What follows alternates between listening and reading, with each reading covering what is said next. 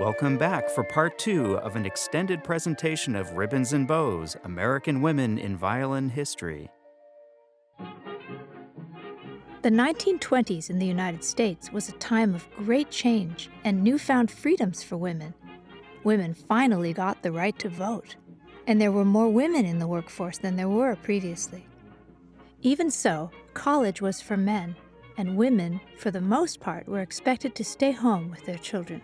Many of the women who decided to work became nurses or teachers or worked in textile mills. As the decade went on, public acceptance of wage-earning jobs for young unmarried women continued to grow.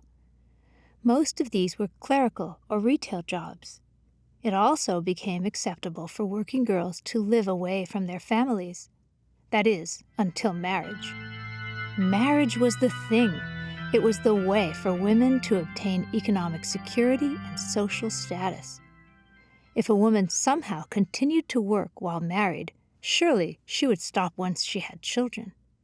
However, a few women began defying society's expectations by smoking, wearing short skirts, cutting their hair, and drinking illegal alcohol.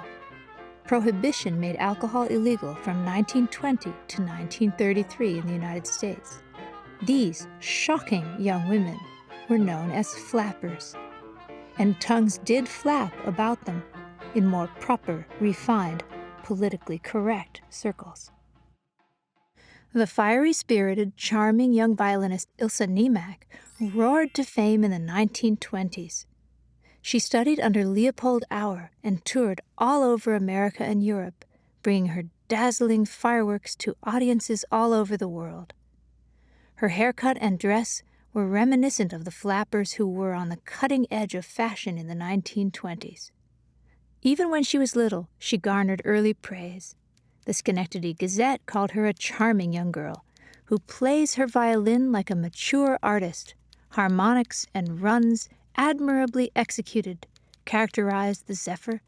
Hungarian dance by Brahms was played with such an astonishing technique and dash that it was one of the high points of the program.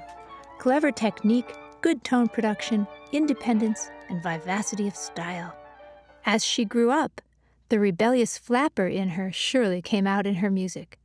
Although, unfortunately, we don't have any recordings of her remarkable talent, we do have the words of her critics. The Hamburger Nachtwichten, commenting on her remarkable, technically and musically, Mendelssohn concerto, tells us not just that her success and talent were great, but that her tone, distinguished by beauty and power, and a technique of virtuoso assurance and bright polish, were just as fine a recommendation for her as the sound objectiveness of her musical conception. And we know, courtesy of the Harrisburg Patriot, that her exquisite rendition of Brahms' Hungarian dance delighted the audience especially. So, she had the pyrotechnics and the romantic repertoire. What of Bach? Johann Sebastian Bach, the Baroque master who, according to some, is best not approached until one has a certain maturity.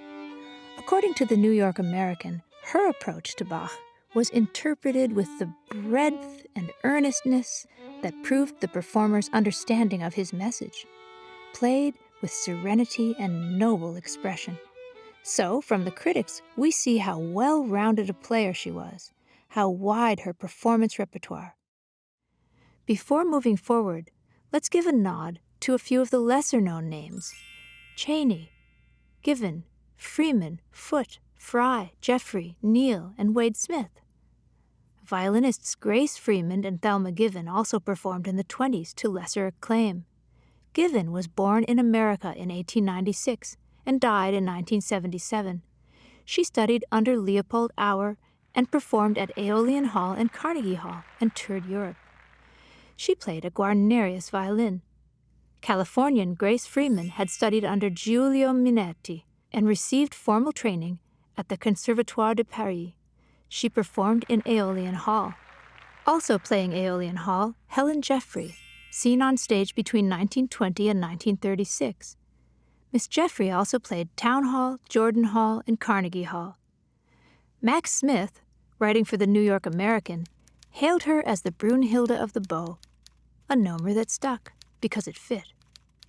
Another critic added, the title clings to her quite naturally when she stands on stage in blonde dignity and sweeps heroic measures from strings of her violin. There were also Louise Foote and Amy Neal in the early 20s, Mary Chainey in the mid-20s, and Catherine Wade Smith and Catherine Fry from Girard, Ohio in the late 20s. These women worked hard to break through the roadblocks they faced and leave a legacy for us to find. We simply couldn't fail to mention them. Fry, for example, she began playing a lot later in life, after age 56, and in a very different style than her contemporaries. She was a multi-instrumentalist, also playing harmonica, saxophone, trumpet, baritone, horn, saw, Hawaiian guitar, and the mellophone. She also made an instrument out of medicine bottles partly filled with water, each tuned to a different note.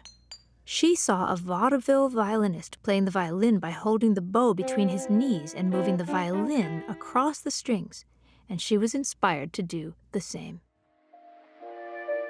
Ribbons and Bows, American Women in Violin History, a presentation of Elfenworks Productions beyond film and music, will return after this brief message. Hi, I'm Dr. Matthew Springer, a professor in the University of California, San Francisco Division of Cardiology.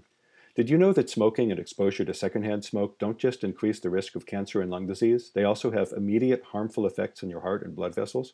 Preventing other people from being exposed to your secondhand smoke decreases their immediate risks of heart attack and stroke.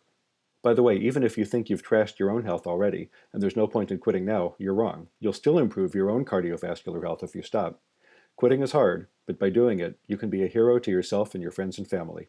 Find tips to stop smoking at smokefree.gov. Now we return to Ribbons and Bows, American Women in Violin History. And now, meet Barbara Lull. Barbara Lull, another powerhouse of the late 20s, was born in California and started playing violin at age 7. She studied first with less famous teachers, Henry Bettman and Antonio de Grassi.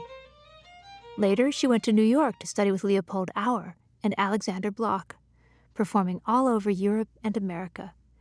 She played with a strong, clean bowing, and her powerful tone put many contemporaries to shame.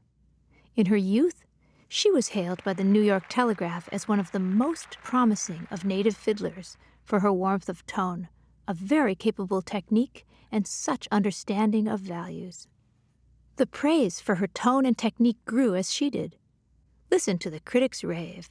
From the New York Times, Her strong, clean bowing, double stopping, and passage work were shown in an early sonata of Leclerc. from the Brooklyn Times, Miss Lull is a formidable player, her tone presenting more virility and power than that offered by many members of the opposite sex. from Pioneer Press in St. Paul, As to her violinistic capabilities, there is so complete a range of them that it seems almost too good to be true. yes, Lull was, as they said, a formidable presence on the stage, but she was far from alone. Ruth Breton was known both in America and Europe as one of the most gifted violinists of the day. The Berliner Tageblatt called her highly gifted, a past master of suppleness of finger and bow technique. She had studied under Leopold Auer in New York. That great Hungarian violin pedagogue, Leopold Auer, had primarily taught in Europe, and American violinists used to have to make the journey to him. His book, Violin Playing as I Teach It, is a classic that still influences teachers and students to this very day. He was especially opposed to the indiscriminate use of vibrato everywhere. This curious habit of oscillating and vibrating on each and every tone amounts to an actual physical defect, whose existence those who are cursed with it do not in most cases even suspect. The source of this physical evil generally may be traced to a group of sick or ailing nerves hitherto undiscovered. There is only one remedy which may be depended upon to counteract this ailing nervous condition, vicious habit, or lack of good taste, and that is to deny oneself the use of the vibrato altogether. Observe and follow your playing with all the mental concentration at your disposal. As soon as you notice the slightest vibration of hand or finger, stop playing, rest for a few minutes, and then begin once more, continuing to observe yourself. For weeks and months you must continually guard yourself in this fashion until you are confident that you have mastered your vibrato absolutely, that it is entirely within your control. As a rule, I forbid my students using the vibrato at all on notes which are not sustained, and I earnestly advise them not to abuse it even in the case of sustained notes which succeed each other in a phrase. Leopold Auer, Violin Playing as I Teach It, page 24.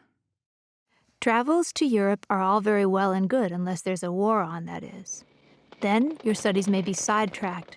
That's what happened to the young virtuoso Ruth Ray, another of Auer's many talented female student virtuosos. Violinist Ruth Ray was born in 1897 in Danville, Illinois, and lived until 1999. She moved to Chicago a few months after she was born and began playing at the tender age of 4. She studied under conductor Frederick Stock, Hubert Butler, and Leopold Auer, moving to Germany in 1914. Although World War I unexpectedly cut short her studies with the legendary teacher, he still had a significant influence, as noted by one of her critics, who wrote the following review after a performance of the Mendelssohn Concerto. Whether Auer has some magic spell that turns out violinists, or whether he picks and chooses his pupils, accepting only those that have the signs of greatness, the fact remains that the Auer graduates are the most striking crowd of young artists that this generation has produced. Of these, Miss Ray is a highly worthy member. Chicago Journal, February 14, 1920. She had few solo appearances, but those were curtailed by the war as well, and in 1927 she took her place as concertmaster of the Chicago Women's Symphony. Although arthritis stopped her from actively playing, she continued to teach until the age of 90. One of her students, Susu Mago, once wondered how much further in her music career Ray could have gone if she'd been born in this era, saying, "A lot of women with great skills didn't have the opportunity to demonstrate it as much." There were other, lesser-known women violinists. Cordelia Lee, seen on stage in the mid-19-teens. Hailing from Woodbury, New Jersey, we have Helen Ware, who studied under Friedrich Hahn, Clark, Sevcik, and Hube. Also from New Jersey, but from Newark, we have Emily Gresser, born in 1894. Emily studied under Sam Franco and studied in Europe. She performed in Europe and the United States. Her critics hailed her startling maturity and delightful bowing. Here's one quote: "Tone of velvety quality and never gets away from that smoothness and beauty that characterize her authoritative playing throughout the evening." Ruth Kemper, who lived from 1902 to 1986, hailed from Clarksburg, West Virginia, and began playing at the age of 5. She studied under Eugene Itzai and George Enescu and went to Salzburg Orchestral Academy for her formal training. She performed as a soloist in the New York area during the 1920s and then began conducting. Among her excellent qualities, she was known for her sweet tone, pure intonation, poetic reading, and ability to make difficult passages look easy. The Baltimore Sun hailed her as an admirable artist with a round and sweet tone, always marked by sympathy and understanding, hailing traits in her playing that gave genuine pleasure to her audiences and earned for herself fully deserved success. In addition to performing, Kemper also taught at numerous schools, such as Turtle Bay Music School and School for Strings in Manhattan, and was the musical director for the WPA Music School Orchestra. And she founded the National Guild of Community Music Schools. Sylvia Lent, enjoyed by audiences in the late 1920s, was a charming violinist whose tone was just as endearing as she was. She played with brilliant execution and had a rich and beautiful tone, technical control, and imagination, instantly winning audiences who demanded encore after encore. Critics hailed her in many ways. Luminosity, said the Times. Brilliance of execution, said the Sun. Flawless intonation, said the Herald Tribune. Virtuosity, said the Staatszeitung. And skill and expression, said the Post. The Bachsaal found her at the pinnacle of her art in a Berlin recital, and the New York Evening World sized her up as belonging among the first flight of violinists, male or female. But critics disagreed over her Mozart. Some said she gave a charmingly poetic interpretation. Others said she played forcefully, almost rudely, yet with breadth and clear understanding. And to top it off, the Brooklyn Daily Eagle, writing in 1931, says, "There are few, if any, artists of her generation and sex who are equal to her as masters of the violin and as exponents of its literature." Now, finally, meet Dorothy Minty, who's known for premiering the Violin Concerto by Charles Ives in 1928. Dorothy was born in Arizona, and her grandfather, Robert H.G. Minty, was a Union general in the American Civil War. She studied under Louis Persinger in New York. She performed frequently in New York and taught at Juilliard, Mannes, and Manhattan School of Music. The New York World Telegram hailed her playing as beautiful music, very bright, very much alive, and very intelligent. This is about the time to speak of her as mature and complete artist that she certainly is, they wrote. An interesting fact about Dorothy Minty is that she played at the wedding of the well-known photographer Ansel Adams, whom she met through Cedric Wright, one of her violin teachers.